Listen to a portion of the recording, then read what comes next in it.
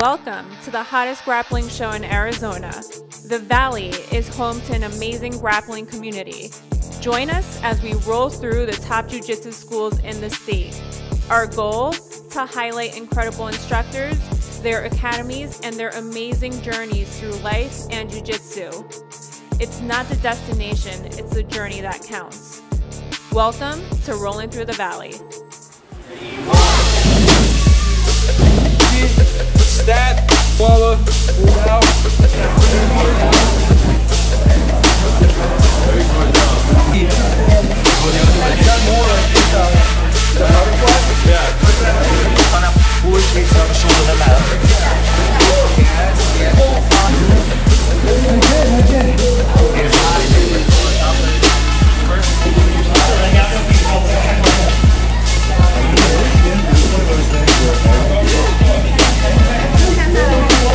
Every time you come here, you have a goal, something that you want to achieve, and you work towards it.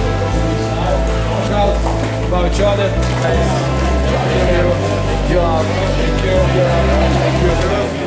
Skills here, rolling through the valley. Here we are at Gracie Barra East Mesa, and with me is Professor Lucas Norat. Nice to have you on the show. Excited to get to know you. I've seen you competing. You're always supporting the Arizona Jiu-Jitsu League, so excited to get to know you in the school. Yeah, so, thanks for having me. Yeah. Thanks. Great honor to be here. Awesome. Tell us a little bit about yourself. So my name is Lucas Norat. I'm 27 years old. I'm a black belt under Gracie Barra under Professor Flavio Almeida. I'm from Rio de Janeiro, Brazil. I moved out here in 2017, so I think it's been about 8 years. And we opened up this place, Gracie Barra East Mesa, for about 3 years. I grew up in Rio de Janeiro, Brazil. I originally trained at the Gracie Barra Jacarepaguá, which is a local Gracie Barra school in my neighborhood. And I also trained at Gracie Barra headquarters under Professor Jefferson Moura, which he's like multiple-time world champion, and he's the one that, when Mestre Carlos left Rio de Janeiro to come to the United States, he was the one that was taking care of that school. And I kind of trained under him for a couple of years until I moved out here in 2017. And it's been a lot of fun so far. So how did you get into jiu-jitsu? So take us back and tell us how it all started for you. Yeah, so I started training, I was about 12, 13 years old. I kind of always grew up listening my dad talk about jiu-jitsu. For those that don't know, my dad is a jiu-jitsu black belt also. He's a third degree black belt. Where does he train at? So my dad trained in the 90s at a place, I can't remember the exact name of the team, but the name of his professor was Munir de Alencar, which is, he was affiliated to Carson Gracie back then. So back then, Carson Gracie, the main school used to be on the south zone, the rich area of Rio, and then in the suburbs of Rio, which suburbs in Brazil means like a ghetto or poor area, different than suburbs here. Yeah. They used to have like smaller schools, but on the main terms, they used to be affiliated to these like bigger schools like Carson Gracie. So my dad used to train under this guy on his like poorer neighborhood, and they used to be affiliated under Carson Gracie. He trained there until he got his purple belt, so I'm guessing like 5, 6 years. But then I was born, and he was like 20 or 21. And in Brazil, that's very hard. So he had to stop his life to go to school, to get a job, and you know, both him and my mom. And that included stop training as well. So kind of like growing up, I always heard my dad tell stories about jiu-jitsu, how great it was, how much fun he had, his times that he was competing, his battles, and the times that he won, the times that he lost, all the stories. And I kind of like had that in the back of my mind. I tried to do judo growing up. In Brazil, judo is very popular, maybe because it was an Olympic sport. But we have that at the elementary school, so I started doing judo. Not really my thing, you know. But then by the time I was like 11, 12, I got into martial arts. I started doing Muay Thai. And then eventually I started training jiu-jitsu. The main reason I started training jiu-jitsu though is because I was being bullied at school. In my class we had this kid, he was like much bigger than me. He failed school a couple of times, so I was like about 12, 13, he was like 14, 15 I think. And he was like a massive kid, like, I don't know, almost like 6 feet tall, 200 pounds, and I was like a smaller kid. And then again, I did Muay Thai, I did boxing, but it was not. I wouldn't have a chance fighting him, you know. It wouldn't be fair, and I kind of knew that. And I always heard my dad talking about how jiu-jitsu I could be somebody bigger. He showed me like old Rickson Gracie like tapes from the 80s and 90s.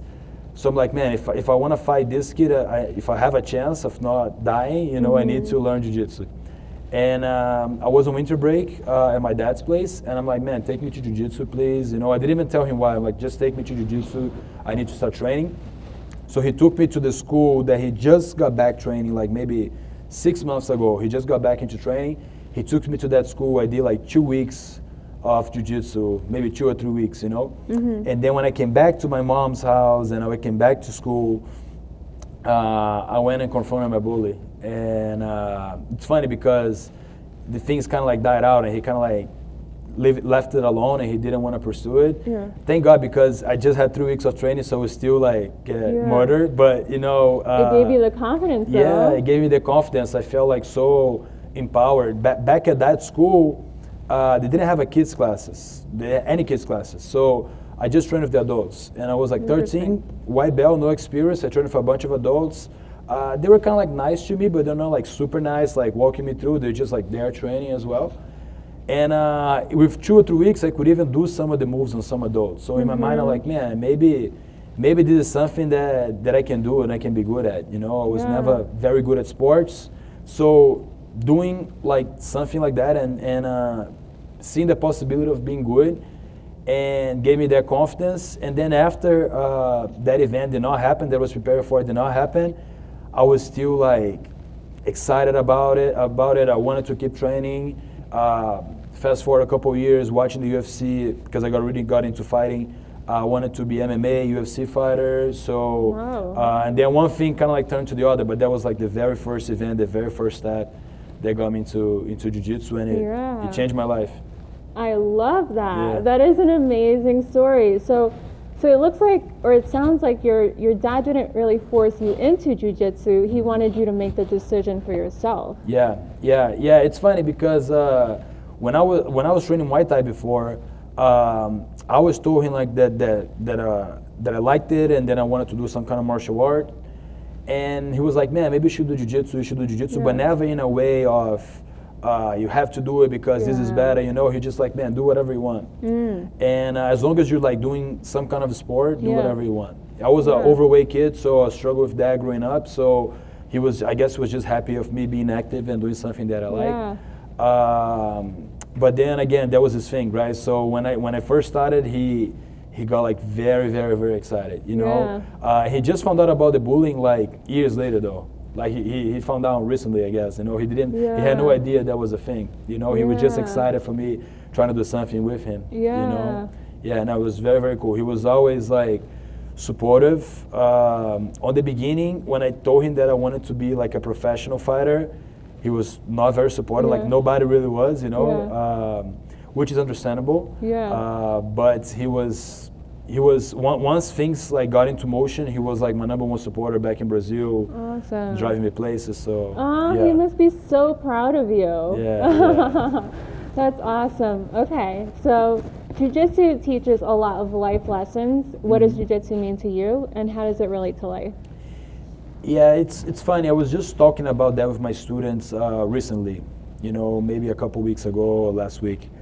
I cannot even put into words the person that I would be if it wasn't for jiu-jitsu, because I started training jiu-jitsu when I was 13, right? Like I said, so it's that time that you starting to get into your teenage years, and you're kind of growing up, and for a man, you start learning what is to be a man, and your values, and your you know, what's right and what's wrong, and you know, what's really important in life, all these things. So when I was 13 and start training by 13, and then training until now, but especially through my teenage years, it got me into an environment and a culture that really shaped what I am today. So in a sense, I would say jiu-jitsu or being a jiu-jitsu fighter is a big part of my identity.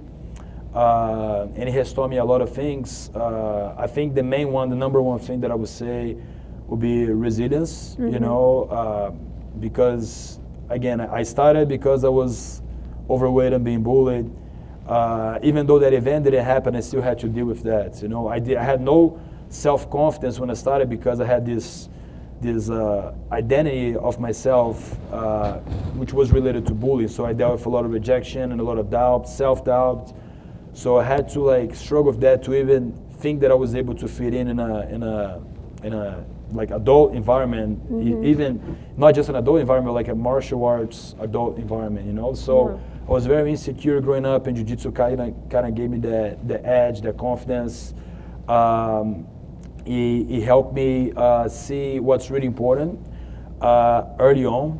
I guess by deciding to be a fighter at 13, 14 years old, like maybe 6 months after I started training, I evaluated and I'm like, man, I don't think I can live my whole life working a 9 to 5 in an office building. You know, I don't think that life's for me. Like, nothing against it, the people that do it. I just, it's not my kind of thing. You know, so like I said, there was no well heard by my family growing up. You know, I got a lot of resistance from my mom, from my dad. My mom more than my dad, but everybody really. You know.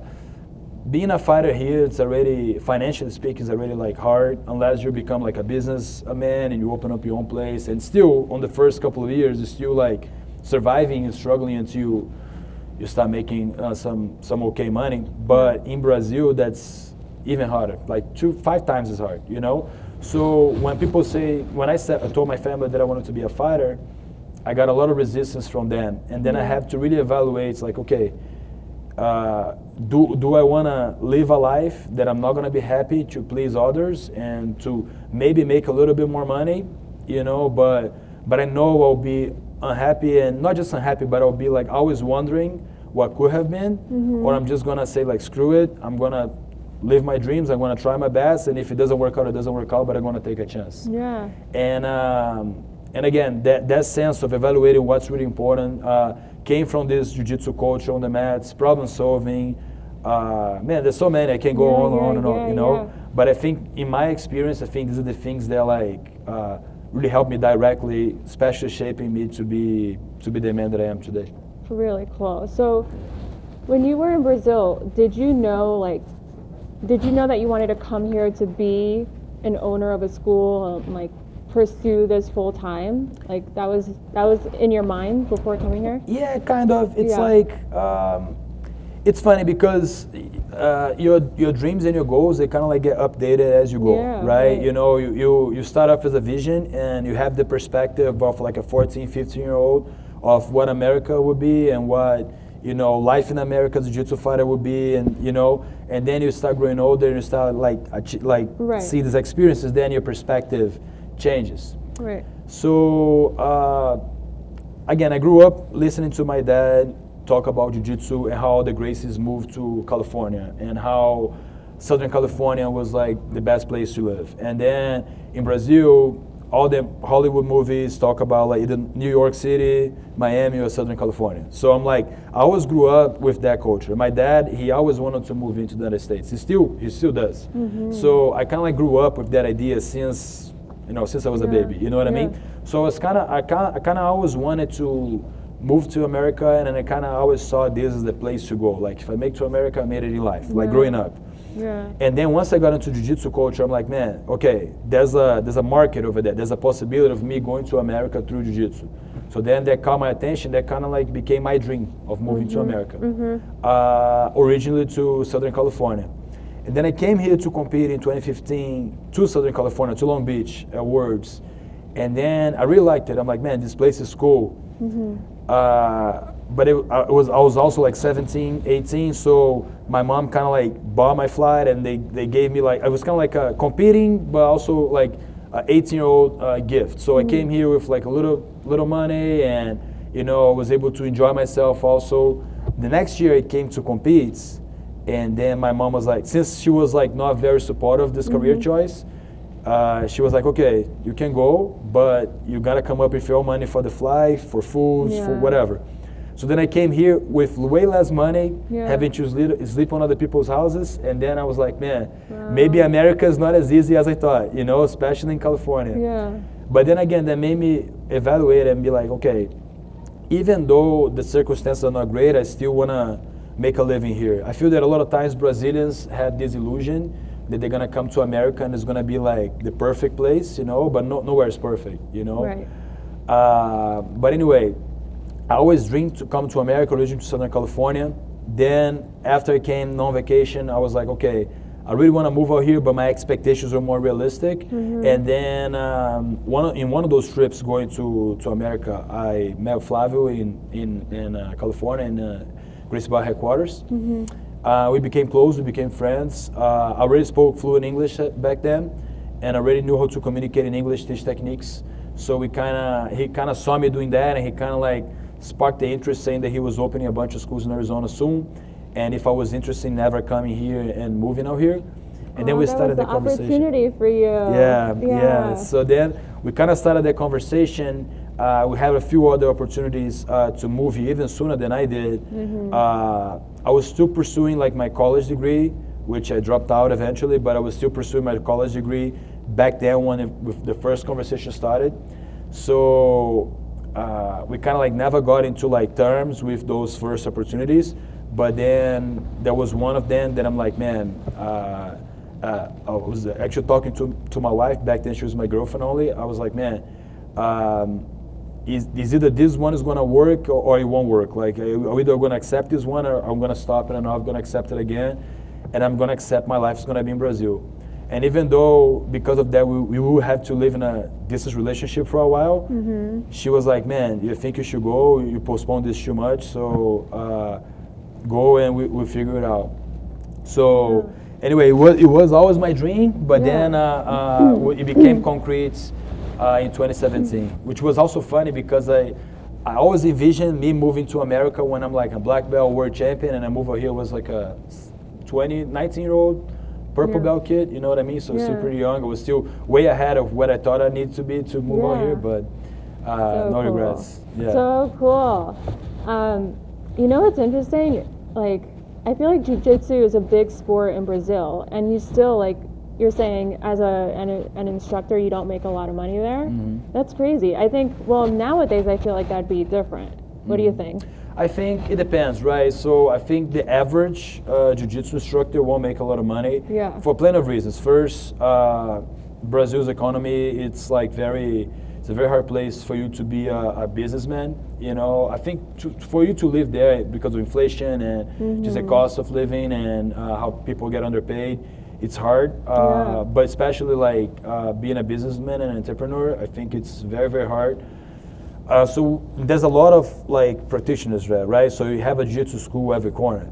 So not necessarily going to open up a jiu-jitsu school. You might just, you know, start teaching class somewhere. I think the culture of Brazil's, in general, but especially jiu-jitsu gyms, it's more of an exchange, volunteer work kind of thing, based on loyalty, but people don't really get paid. So a lot of times, and I started like that also, you're an instructor and you're going to teach for free at a school, so you don't pay tuition, and then if you start asking for money, your professor will get mad at you because you think you're being disloyal or greedy, which is crazy, but that's how it usually happens in most places, you know? So I guess for you to make it in Brazil, make like some good money, you gotta be in a nice area, especially in Rio, in a richer area. You gotta have your own school, or at least you're going to be like one of the main instructors at that school. Private classes, you have to teach them to make some money, but again, you can only have access to those in like the nicer, richer areas, you know. And the competition is so big. We have a jiu-jitsu school every corner, so it's not like the schools are like with 300, 400 students. Most of the schools have like 100, 150 max, you know. So I think there's a bunch of different factors, you know. Number one, though, I think is Brazil's economy being bad. I think it makes everything harder. Even though we had like people got paid and we had like a lot of people doing it, and we didn't have the high competition like we have, the economy just makes it much, much harder. Okay. So we've seen you compete several times. Tell us about your very first competition experience. My very first competition, I think I was a yellow belt. I was not even a white belt. My first professor, I trained there for 2 years on and off.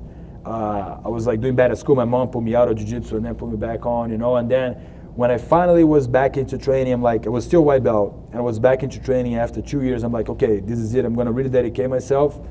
Then my professor gave me the yellow belt, you know. Back then in Brazil, there were no like gray belt, like they were, but they were for like little kids. For my age, it was like 13, 14. You know, I went straight to yellow belt. And then there was like a small neighborhood tournament, like a tiny little tournament that he wanted me to compete. Yeah.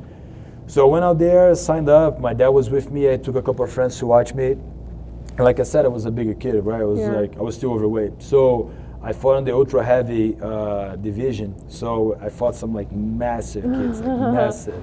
Oh no. And yeah, it was tough. My first fight, I freaked out. I pulled guard, which that was not my game plan at all. And then I was like feeling like out of breath. The adrenaline kicked in. I was like very, very anxious. Yeah. And then I just pulled out like a close guard X choke, like something like that. I can't remember, but I think that was it. Yeah. And I choked the kid. And then I was like very, very happy that I won my first fight. Yeah. Very happy, you know. Then the second fight, I fought this kid again. He was a massive kid. Yeah. He looked like my school bully. Like he was just like so tall and so big. And then I have no idea like what the scoring looked like. I had no clue. So then I pulled guard again. My dad was crazy. My dad was like yelling outside because that was not the plan at all. Yeah. And then I tried to choke him. He passed my guard. He mounted me and I escaped. I can't remember exactly the score, but I know like he passed my guard a couple times. He beat me by a lot, but on the end I had a triangle locked.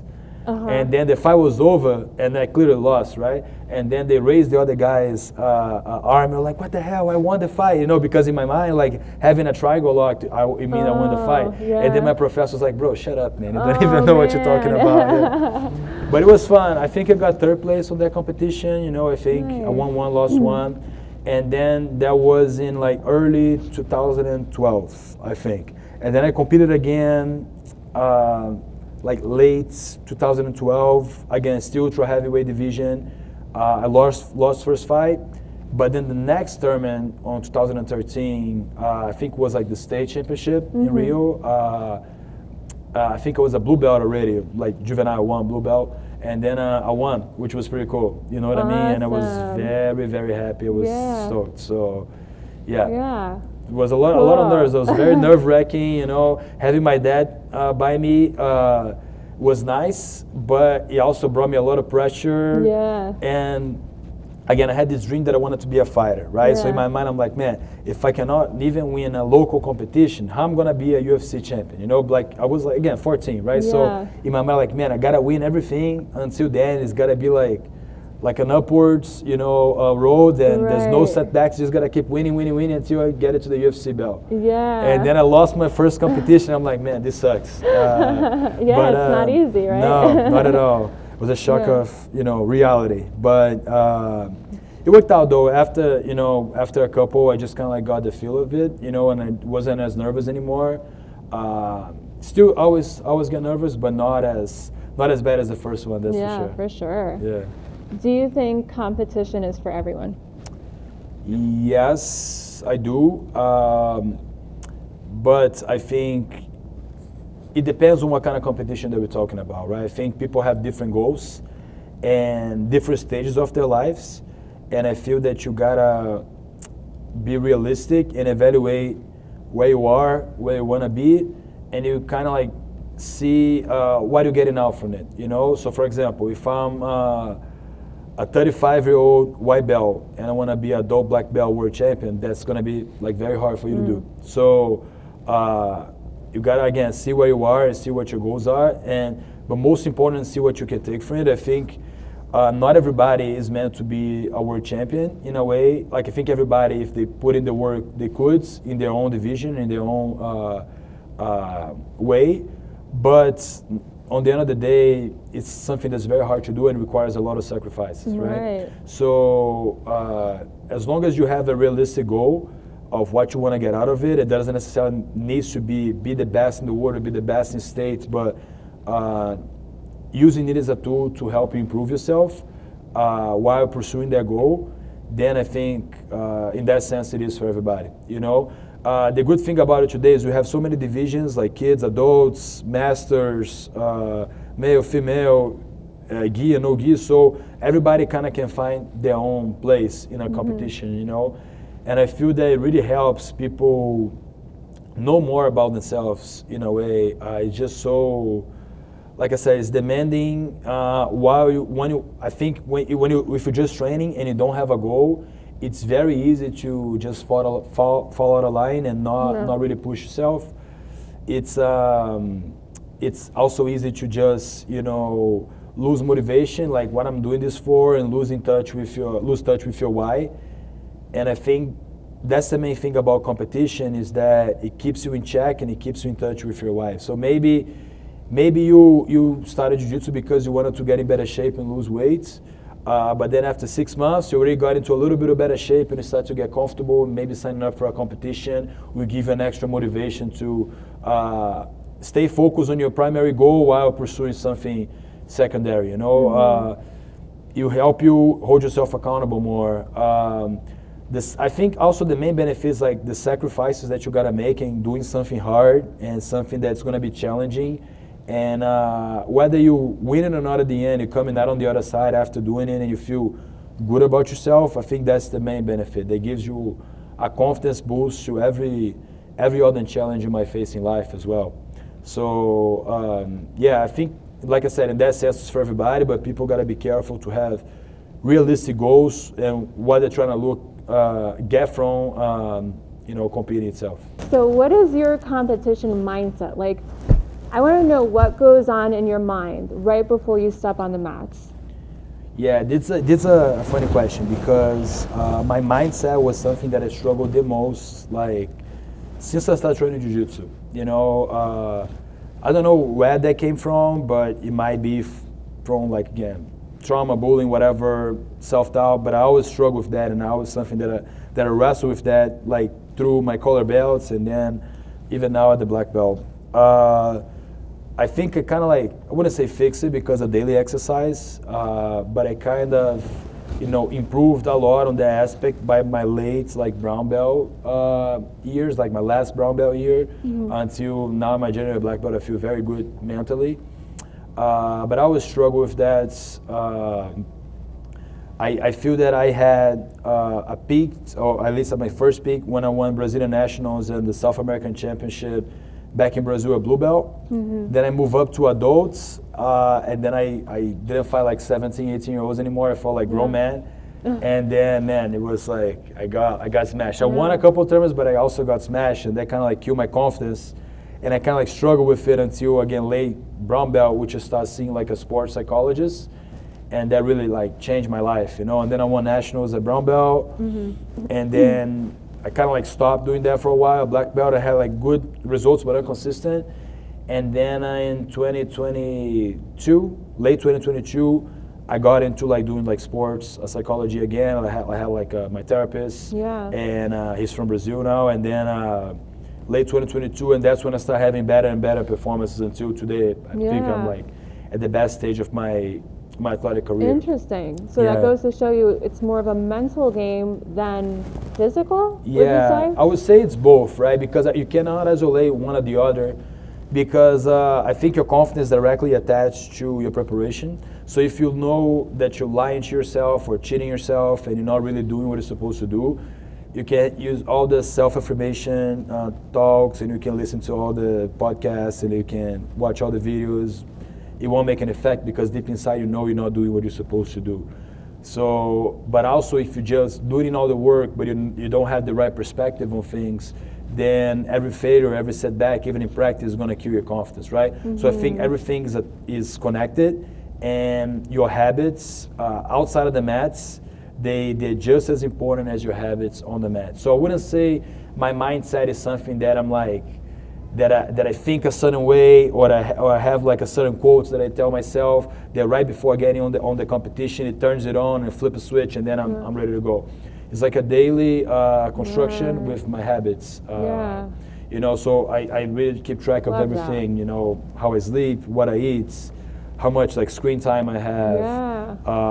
You know, that's the part that I struggle the most, by the way. You know what I mean? That's the hardest part for me. But like screen time, you know, my environment, my relationships, everything has a major influence. You know, I think the main thing that I learned over time is, which sounds, you know, contradicting in a way, but it's I don't worry too much about the result anymore. I at least try not to. You know, I just worry about the things that are within my control, which is my performance, my preparation, my delivery on the day off, like not holding anything back, not fighting to win by an advantage and being afraid to lose. So I'm just gonna stall, like keep fighting. You know, really like think about the things that are in my control. So like my opponent's record, if we fought before, what happened in our last fight, whether I won or lost. You know, like the things that I got going on in my life, I try to like shield myself from that and just really think about, remember my preparation, focus on my strategy and delivering everything that I train for. You know, I think, you know, it's being underconfident is always a trap, because you always, if you expect that you're going to lose all the time, you probably will lose. You know, you won't have the timing, or you have the desire, the fire to take advantage of an opportunity if it opens up, which happens to me a lot before. I used to fight these like very tough guys, and they made a mistake, and I had an opportunity to pass their guard or to sweep their, even to tap them out, and I didn't really believe it, right? So I let it slip, because I was like, oh shit, this is really happening. I wasn't ready for that. I didn't expect it, right? Being overconfident is bad, because you know, you might be careless, or you might put unnecessary pressure on yourself to perform, and if things start not going your way, then you know you get frustrated, and then next thing you know, you lose the fight. That almost happened to me now at Pan Am's at my quarterfinals. I was fighting this guy that I beat pretty easy the first 2 times that we fought. One of them, even you recorded a video of us fighting at Pan Am's in Florida, and I fought him like 2 times, and I beat him pretty easy, and I fought him again on the quarterfinals. So I know how prepared I was, how much better I was since we fought the last 2 times. And so I was like very, very confident, very, very confident. But then I tried a different strategy. Things started not going my way, and then I feel like a lot of pressure and weight on my shoulders, and my performance was like significantly lower than I thought it would be. My grips were tired, my legs were heavy, all because I was feeling mentally exhausted by not being mentally prepared, by underestimating my opponent, let's put it like this, you know? So you want to be confident in the right amount. I think that the only way to do that is first preparing, adjusting your habits, tailored to your best performance, and then again, just thinking about the things that really matter, which are within your control. Everything else is out of your control. You shouldn't worry about it. Love that. Really on point. On point. So, talk to us a little bit about your preparation physically. What do you do to prepare for a tournament? So right now I have a competition class every day, Monday through Friday. It's about 1.5 hours, 2 hours practice, Monday through Friday. The competition team here in Arizona used to be a little bit bigger. Now it's smaller. Everybody's kind of doing their own thing. So I kind of like got together with my closest partners in weights, at least most of them. So I have a couple heavyweights that we get together here from Gracie Barra that we train at least.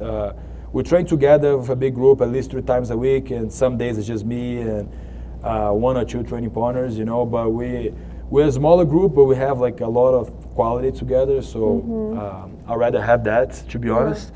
So we have that training Monday through Friday, competition training, 1.5 hours, 2 hours a day. That training is designed by my strength and conditioning coach, which is also Jiu-Jitsu black belt, and he's like a PhD in sports science. His name is Bruno Formiga. He used to live in Arizona, now he's back in Brazil.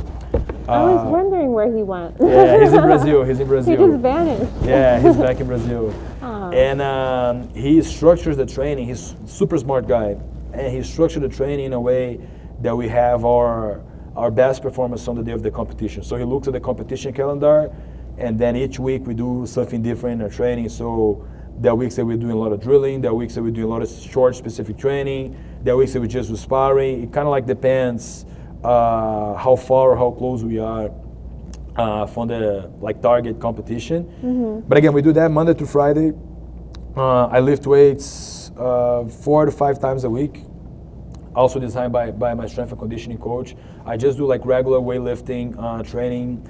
I don't really believe for jiu-jitsu in CrossFit, or I don't really believe in like functional training in a way of, you know, just like body weight stuff. I really believe in like lifting weights, just like bodybuilders do, but like structure in a way designed for jiu-jitsu. So I just do like compound exercises, like squats, deadlifts, bench, pull downs, and again, everything is designed and structured according to my competition calendar.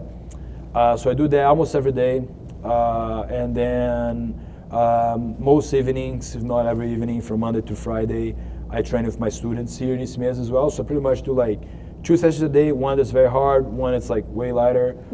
Lift weights almost every day, 4 to 5 times a week. So yeah, I think I got a schedule that, you know, really is really consistent, and it's more like quality over quantity kind of thing. I did a lot of crazy things like in Brazil, like training multiple hours a day, and I think that at some point you stop being productive because you just, you know, you're so tired that your body doesn't function anymore, and then on the end of the day you're not really improving. You know, you just thinking working hard because you put in the hours, but you don't have the quality to back it up, so you kind of like, you're just wasting time.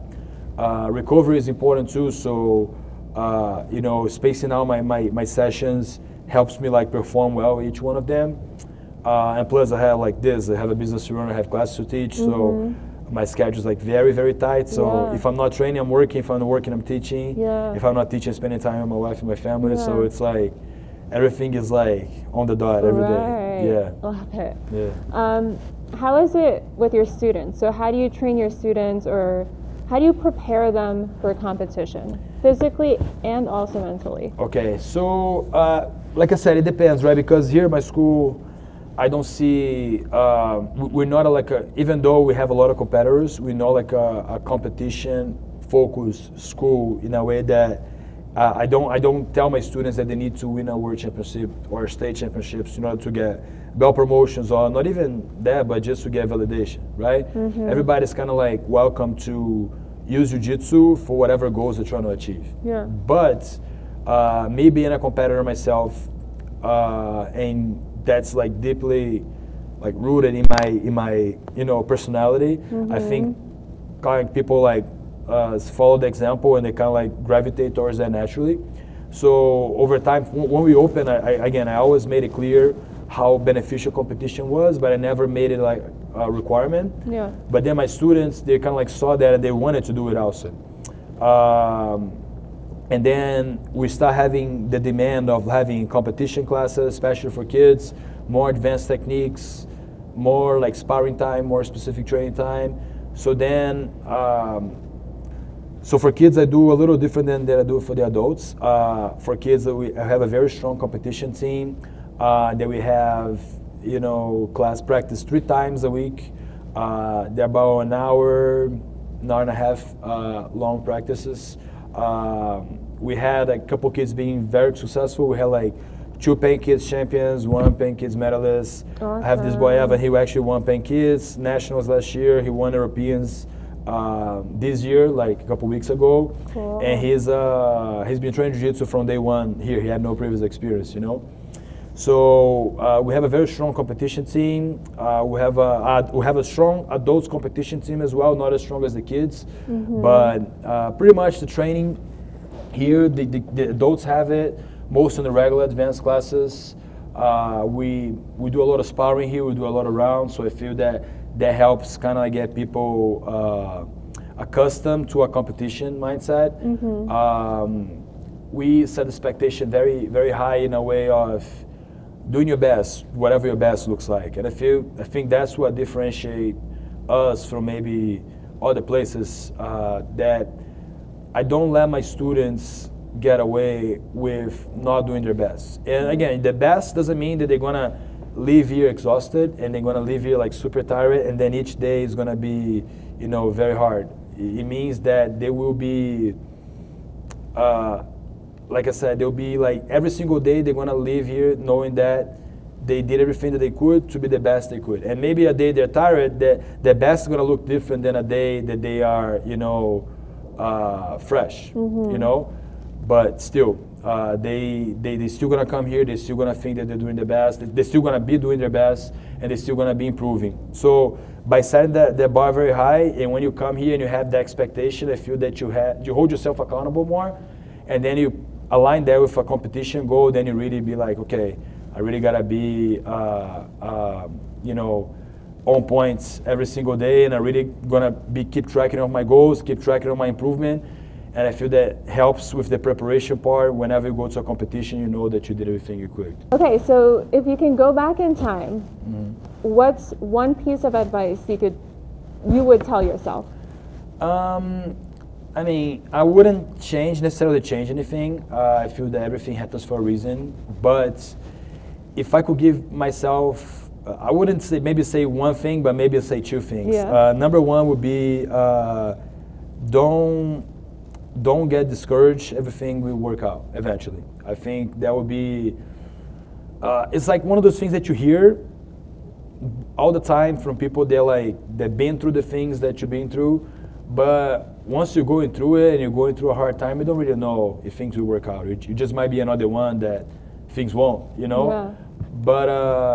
But looking back to 2010 when I started training to now, my life took a complete turn in a direction that I wouldn't even imagine, and it was much better than I could ever imagine, even though I had so many hardships, you know. So I feel that, you know, that would be my number one, you know, advice would be like, okay, stay consistent, keep pushing, do your best, don't give up, because things will work out at the end. The second thing would be don't get distracted, you know. I feel that for a long time, when I was in Brazil, especially after I moved here to America, I got distracted and I wasted a lot of time and I lost track of my goals. I don't know necessarily if I would be better or worse today if I hadn't gotten distracted. It really doesn't matter though, because we can't change it, right? But I feel that, like I said, I lost track of my goals with dieting, discipline, focus, commitment to training. In Brazil for a little bit before moving out here, and then once I moved out here after a couple months, I also lost track of that. So not for a couple months, so actually for a couple years, right? And then I feel, if I look back at my journey, I feel like, man, this was wasted time. Like if these 1 or 2 years that was just messing around and not taking myself seriously and not really pretending that I was doing my best and lying to myself that I was doing my best, but not really. If I could just go back in time and maybe done this differently, then maybe I would be in a different position now. Maybe not, you never know. Yeah. But if I could give myself that advice, it's like, man, don't get distracted. You just got this window of your life to make things happen, so the sacrifice is worth it. Love it. You know what? You're really inspiring. Thank you. Thank you. I love that I get to finally hear your story. It's really awesome. Thank you. I appreciate you sharing. And what is happening here at Gracie Barra East Mesa? Obviously, I know that you're competing soon, so tell us what's happening here. Yeah, so we just celebrated a 3-year anniversary, unofficial 3-year anniversary, three weeks ago. We first opened the doors. It's funny because this school, it was supposed to open in January 2022, I think. Yeah, 2022. But we had construction problems. My contractor, he got COVID, so he got admitted to the hospital for 6 months. He was in a coma. It was just a crazy story. Oh. Yeah. So anyway, he went back to work in February, right? And we were supposed to be open by December, January already. Yeah. So man, every day that I would come here, I would come here and I would check the building, and there was nothing. You know what I mean? It was just boxes of things that we bought, and then dirt everywhere and concrete flooring and dust everywhere. It was just a mess, right? Yeah. And every day I would come here and I was already signing people up, so I had this pressure to open the business, right? And then there was a day, I think was in May, early May. I'm like, man, you know what? I know it's not necessarily the right thing to do. I'm just gonna do it anyway. We already had the mats here. I told my wife Carol, she used to work here back then, and João, my assistant instructor, I'm like, man, let's roll the mats down and let's start having classes even with no flooring, no nothing. You know what I mean? Yeah, and we're gonna tell the students like, okay, this is it. This is not what it will look like. It won't be like this forever. But just so you guys get to start training, and then we won't charge you guys until we fully build. But just so we can get like the ball rolling. Yeah. And we did. So I put these mats down myself and with Dan, of course, you know. Yeah. So we put the framing down ourselves. We had no idea what to do. So I look up on YouTube on what to do, and then we put like the wood for framing. We rolled the mats down. These ones we didn't have a wall mat, so we kind of had this, but we just kind of like didn't glue it attached to the wall. We just kind of left it there. Yeah. And then we start having classes. You know what I mean? And it was like that was a major safety hazard, you know what I mean? We have like a sharp thing coming out of the ceiling right here, so we had to put cones so people wouldn't go out there. Yeah. The doors for the restroom, there was no doors on the restroom actually. So, and the walls, they were kind of like see-through in a way because they're like drywall, but they had holes in it. Yeah. So people couldn't use the restroom pretty much. And nobody cared. Nobody cared. As long as there were mats, that's all that mattered, right? Yeah. And so that's when we opened. I think it was like early May. I can't remember the exact day, but was it a Monday, early May?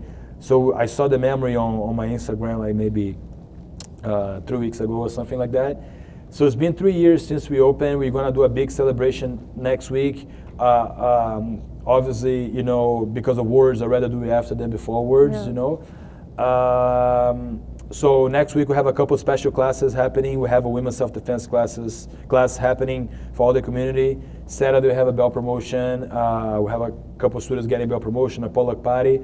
But pretty much the whole week's going to be a celebration of our school. So very, very happy and excited for that. Big congratulations. Thank you, thank you. Yeah. And again, when it comes to competition, here at the school, now that we've been 3 years old, we have a stronger competition team like we mentioned before. So a lot of my students, I'm taking a lot of my students to compete at Arizona State at the end of the month. That's what I like to hear. Yeah. And then we also, the weekend after, we're going to nationals, and then in July we're planning a big twin trip to Florida to compete at Pan Kids. Nice. And then Master Awards later. So we have like a lot of events coming up. Yeah. You know, and the thing about these events that they're cool, competition and non-competition events, they're cool that they help a lot get people together at the school and really help set the culture of the place. I think the culture on the end of the day is everything. You can have like a lot of tough people in the room, but if you have the wrong culture, nothing comes out of it. You know what I mean? So I'm proud to say that we have a very good culture here. That's what we're celebrating the most on these like 3 years that we've been open. And these events, like I said, are gonna be very helpful to like keep that going. Awesome. So when are we going to see you competing again at Arizona Jiu-Jitsu? I don't know. What do you mean you don't know? I don't know. Hopefully soon. You know, I competed a while back. Yeah, I remember. Yeah. I don't think I competed last year, but I competed in 2023 was the last time I competed. One thing that I really like about the Arizona State Federation is that they're very professional and they're very like on point, right? So is the closest thing that we get from like the IBJJF being the standard, like the closest thing that we get at IBJJF, which is not common for like a local federation, right? So it's something that I really like competing here. And every time I competed, I loved it, you know? Yeah. So I think I'll probably be competing soon, especially I heard that with all the movements of making jiu-jitsu more professional here and cash prizes and rewards and trips to Europe, you know, that got me very excited to compete again soon. So hopefully soon. Awesome. Well, good luck this weekend. I am rooting for you. Thank you. Let's go for that world champion title. Thank you so much. Thank you so much. Awesome. All right. Well, thank you so much for your time. I really appreciate it. And we look forward to keep seeing you at the Arizona Jiu-Jitsu League. Thank you.